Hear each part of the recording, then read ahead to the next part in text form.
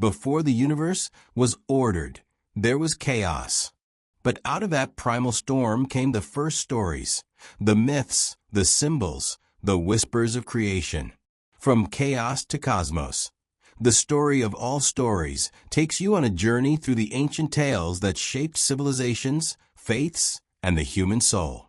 Discover how the cosmos was not just built with matter, but meaning. From Babylon to the Bible, Egypt to Einstein, this is the myth behind every myth, the story that explains why we tell stories at all. Are you ready to remember what the ancients never forgot? Let's begin. Where did it all begin? Before we asked how the universe came into being in scientific terms, we asked it in stories. Myths, sacred texts, and oral traditions all echo a singular cosmic concern. How did order arise from chaos? Why is there something rather than nothing? From chaos to cosmos is more than a tale of beginnings. It's the foundational story behind all stories. It is the metaphysical blueprint that cultures across time and space have used to understand existence, identity, and purpose. This essay dives deep into the timeless narrative arc from chaos to cosmos, uncovering the symbols, meanings, and psychological truths buried in humanity's earliest myths of creation. We will traverse from ancient Mesopotamia to modern cosmology, exploring how this archetypal structure still shapes our thinking, even when we no longer recognize its mythic roots. Chaos, the sacred disorder. In almost every ancient cosmology, creation does not begin with perfection. It begins with chaos. But what does chaos really mean? In Greek mythology, chaos is the first entity, a yawning void, a shapeless nothingness. Not evil, not malevolent, just undifferentiated. The ancient Hebrews called it tohu wabohu, formless and empty. In Babylonian myth, chaos takes the form of Tiamat, the great sea serpent, mother of gods, an embodiment of the raging, uncontrollable waters. To the ancients, chaos was not just disorganization. It was a necessary precondition for creation. It represented raw potential, the wild, untamed energies of the cosmos before they are divided, named, or ordered. Chaos is not the opposite of creation. It is the womb of creation, the divine struggle, myths of cosmic battle. But chaos is not simply transformed, it is confronted. One of the most recurring motifs in world mythology is the Chaos Kampf, or battle against chaos. In the Enuma Elish, the Babylonian creation epic, the storm god Marduk defeats Tiamat and splits her body in two, creating the heavens and the earth from her corpse. This theme repeats across cultures. In Norse mythology, Odin and his brothers slay the primal giant Ymir, crafting the world from his flesh. In Hindu cosmology, Indra slays the demon Vritra, who withholds the cosmic waters. In the Bible's Genesis, God's voice brings order to the chaotic deep, separating light from darkness, land from sea. The struggle with chaos is not just a divine war, it is a psychological and spiritual metaphor. It represents humanity's desire to find meaning in a world of uncertainty, to bring structure to experience, to name, to define, to know. Cosmos, the sacred order. The word cosmos comes from the Greek kosmos, meaning order, adornment, or beauty. Once chaos is subdued or transformed, what emerges is cosmos, a world with structure, boundaries, and rhythm. Creation myths often follow a specific pattern. Separation, light from darkness, sky from earth, water from land. Naming, the act of defining and giving identity. Templating, establishing sacred space and sacred time. Human emergence, the appearance of beings capable of reflection, stewardship, and spiritual relationship. These stages are not just descriptions of the universe's origin. They are prescriptions for how we organize life, society, and consciousness. From tribal rituals to modern calendars, city planning to moral laws, the creation of cosmos is something we still enact every day. The center of the world, sacred space and time. In ancient cosmologies, the act of creation doesn't just produce a world, it produces a center. This center is often represented as a mountain, tree, temple, or axis, a place where heaven and earth meet. The ziggurat of Babylon was seen as the stairway between divine and earthly realms. Mount Olympus, Mount Sinai, and Mount Meru each served as cosmic centers. In Genesis, the Garden of Eden is planted in the east, with rivers flowing out in every direction, a symbolic world center. Time, too, becomes sacred. The first week in Genesis culminates in the Sabbath, a moment of divine rest and completeness. Cosmic order isn't just about geography. It's about rhythm. Rituals, festivals, and seasons reflect the human attempt to live in sync with the divine pattern. From myth to meaning, universal patterns. The story from chaos to cosmos is not unique to one religion or region. It is a metamyth, a foundational narrative found in cultures across the globe. In Africa, the Dogon people of Mali speak of Amma, the creator who brought order to a chaotic universe of twin energies. In China, Pangu emerges from a cosmic egg and divides yin from yang, establishing harmony. In Mesoamerica, the Aztecs told of multiple suns and worlds, destroyed and remade in cycles of chaos and order. Despite cultural differences, the underlying structure remains strikingly similar. Why? Because these myths reflect the deep structure of the human psyche. They are archetypes, universal patterns embedded in our consciousness. As Carl Jung noted, myths are not primitive stories, but expressions of the collective unconscious. They give symbolic form to our inner realities. Modern echoes, science, story, and the new cosmos. Even in our secular age, the story from chaos to cosmos continues, but in new language. The Big Bang Theory describes a universe emerging from a singularity, an unobservable chaos beyond time and space. Out of that explosion came particles, forces, atoms, galaxies, a structured cosmos. The field of cosmology seeks to understand the origins and structure of the universe, while physics aims to find unified laws behind the apparent disorder of matter. Even in evolutionary biology, life emerges from a primordial soup, a chaotic mix of chemicals, and gradually forms complex systems, organisms, and consciousness. Science, like myth, is a way of mapping the unknown. And while the methods differ, the structure is familiar. Darkness to light, void to form, randomness to purpose. The inner cosmos, psychology and spiritual transformation. The journey from chaos to cosmos is not only cosmic, it is personal. Each human life mirrors this mythic pattern. We begin in a state of confusion or darkness, childhood, crisis, or trauma, and move toward meaning, identity, and clarity. Therapy, spiritual awakening, or artistic creation can all be seen as microcosmic acts of ordering the chaos within.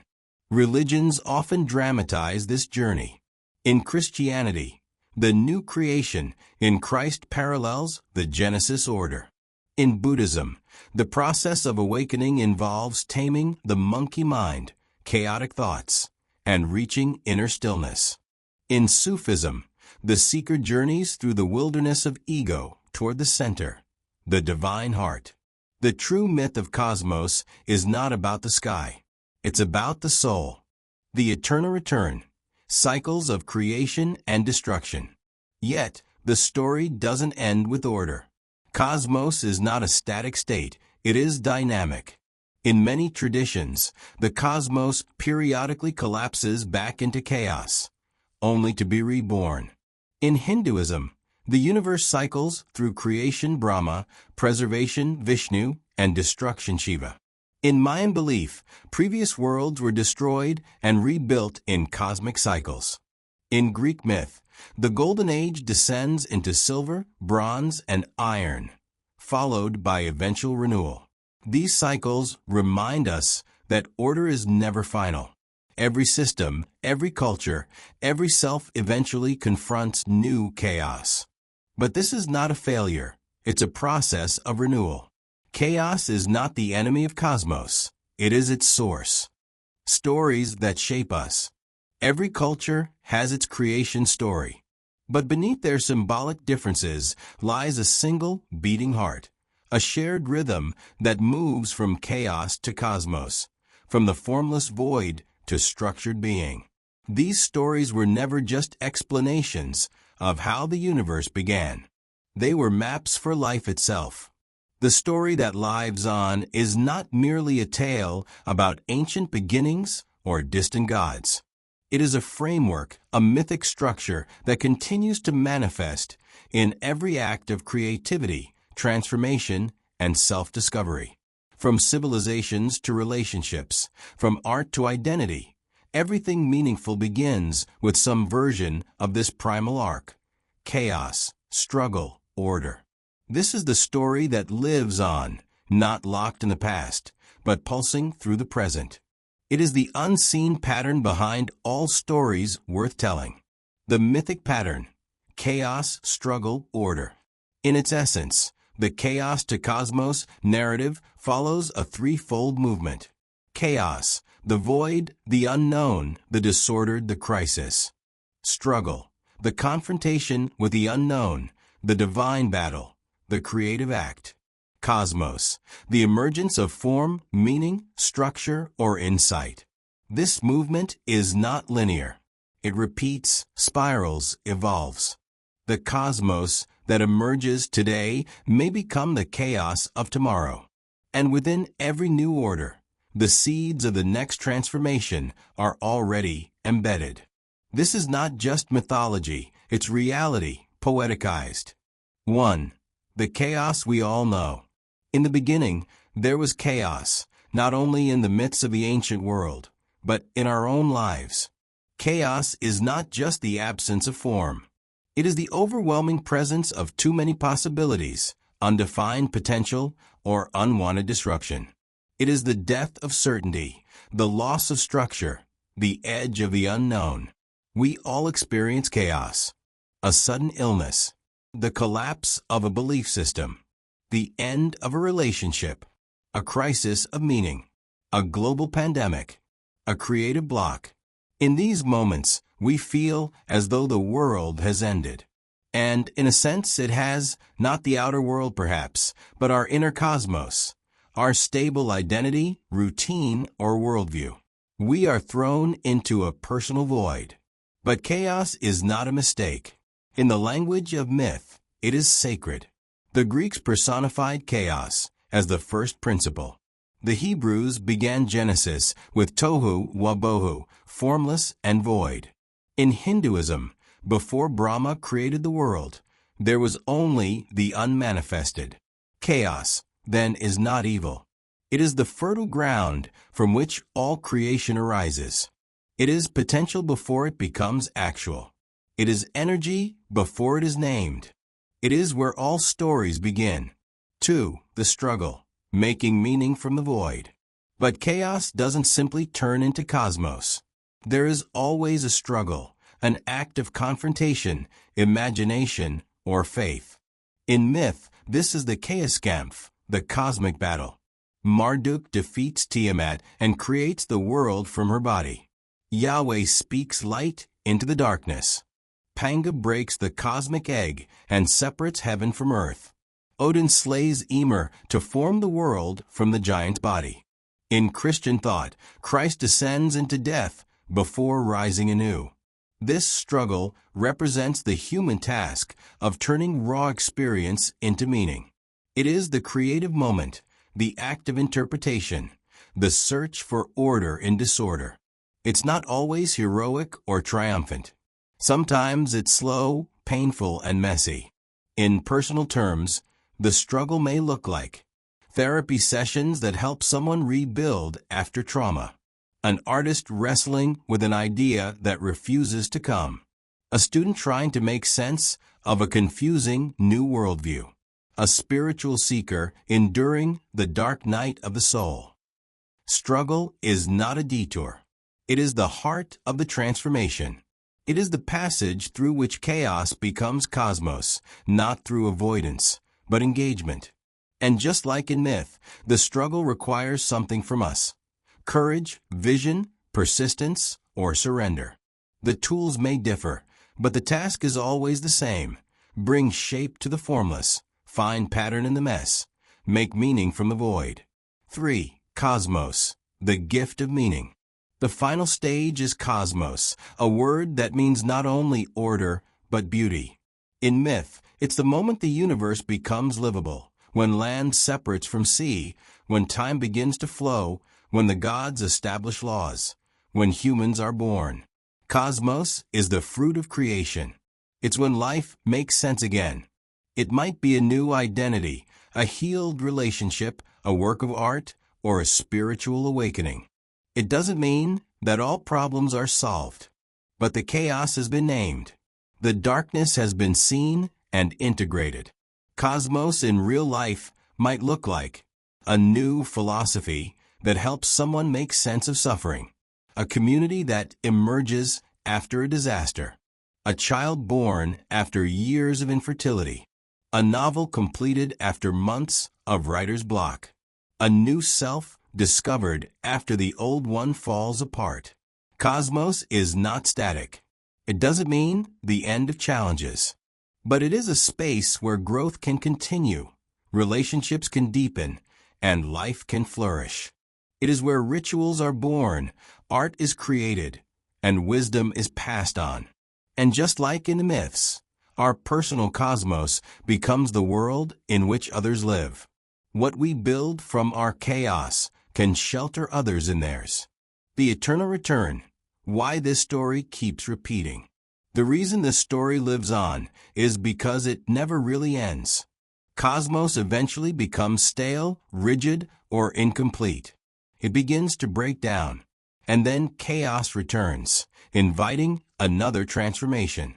In myth, this appears as cycles: destruction and rebirth, the wheel of time, the end of the age. In life, it shows up as midlife crises, cultural shifts, scientific revolutions, or spiritual awakenings. What feels like an end is often the beginning of another movement from chaos to cosmos. The spiral deepens. This is why the story lives on in art, where blank canvases become paintings, silence becomes song. Science, where anomalies break paradigms and new models emerge. Politics, where revolutions overthrow tyrants, only to form new systems. Faith, where doubts shake beliefs, only to refine deeper truths. Even the universe itself follows this pattern. The Big Bang emerged from a singularity, a state of unknowable chaos. Stars formed, died, and gave birth to new stars. Evolution is not linear, but iterative and responsive. Creation is not a one-time event. It is a pattern etched into reality itself. Living the myth. How to embody the pattern. Recognizing this pattern isn't just about appreciating mythology or storytelling. It's about learning how to live. To live this myth means to accept that chaos is part of life, not a failure of it. Struggle is the way through, not around. Cosmos is a gift, but not a permanent one. It also means cultivating inner tools. Imagination to reframe the unknown. Faith to walk through the dark. Discipline to build something meaningful. Humility to start again. To live the myth is to become a participant in the cosmic story, not just a character swept along, but a co-creator.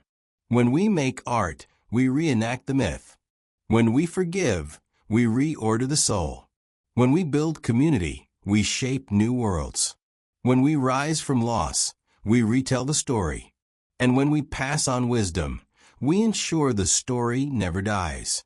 the story that lives in you. From Chaos to Cosmos is not a relic of the past. It is the rhythm of your breath, the arc of your healing, the structure of your story. It lives on because it must live on. Because every time someone rises from despair, rebuilds from ruin, or reclaims their voice from silence, the myth is retold. It doesn't matter whether you believe in ancient gods or modern physics.